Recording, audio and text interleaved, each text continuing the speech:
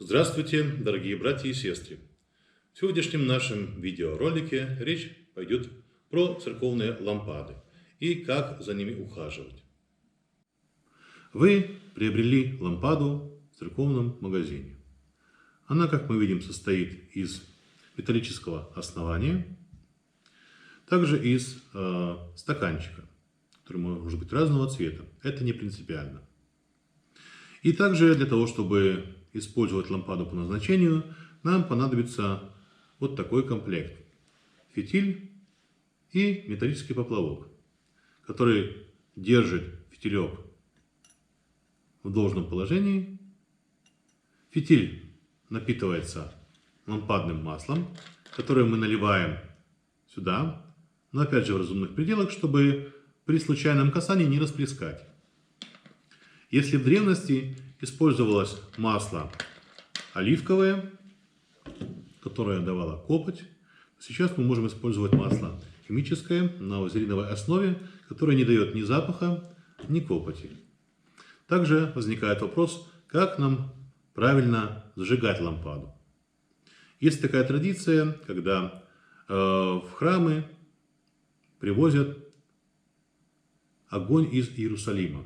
Благодатный огонь, который возжигается там в Великую Субботу перед Пасхой. Он доставляется во многочисленные храмы. И там очень часто в этих церквях есть так называемая неугасимая лампада, то есть которая горит круглый год.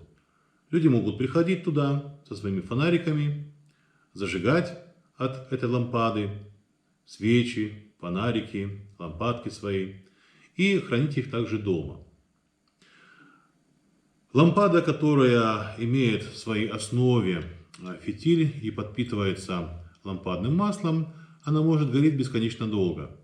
Но за ней нужен уход в каком плане? Фитиль, его нужно постоянно удлинять, потому что он сгорает. То есть подкручивать, немножко больше его доставать, чтобы была часть, запас для горения. Также, если пламя слишком большое, если оно коптит, мы знаем, что это копоть седает обычно на потолке, это не совсем красиво, мы должны уменьшать фитилек, чтобы пламя было меньше. Вот. То есть здесь главное следить за фитильком, чтобы он был достаточный для горения, и следить за тем, чтобы в лампадке было постоянно масло. То есть, по сути, какая у нас дома лампада? Либо стоящая, либо висящая.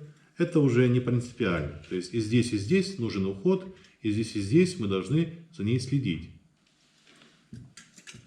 Также вариант есть возжигание лампадки, где мы используем вот такую свечу в алюминиевой оболочке. Чем она хороша? Ну, во-первых, тем, что она безопасна. То есть, если мы используем эту свечу, она сгорает, и от нее остается только оболочка, алюминиевый стаканчик. Если мы его уберем и поставим туда новый, можно опять будет дальше лампадочку использовать. Ну и, конечно же, если в доме есть дети, зажигать лампады могут только взрослые. Как зажигать лампады? Понятно, что в храме обычно зажигаются лампады от лампады, горящей на престоле. По всему храму свечой выносится этот огонечек и зажигает все лампадки в храме. Если мы говорим о доме, о квартире, то там, конечно же, мы можем зажигать обычным способом. Зажигалкой, либо спичками, но более приятно зажигалка, потому что спичка, мы знаем, дает запах. Зажигалкой, которой мы зажигаем лампадки, лучше больше ничего не зажигать. То есть это особая зажигалка, которая у нас необходима для особого дела, для зажигания лампады. И это важно. Также у нас есть такой обычай во время домашней молитвы. У кого есть такая возможность, мы можем поставить на лампадку вот такое вот устройство. Называется оно паучок. И служит для того, чтобы мы могли воскурить фимиам или ладан. То есть мы берем крупинки ладана, такой вот ладан, гордения, и ложим сюда. Спустя какое-то время После нагрева лампады горячий воздух поднимается, и ладан начинает растапливаться. В этот момент он начинает издавать благоухание, которым наполняется комната, где мы молимся, весь дом. Если мы знаем, то в храме во время службы совершается кождение. То есть такой же ладан, специальное кадило, ложит священнослужитель, совершает кождение точно таким же образом, примерно, вот как мы сейчас с вами сделали. То есть тоже благоуханный запах, дым, жертва Богу.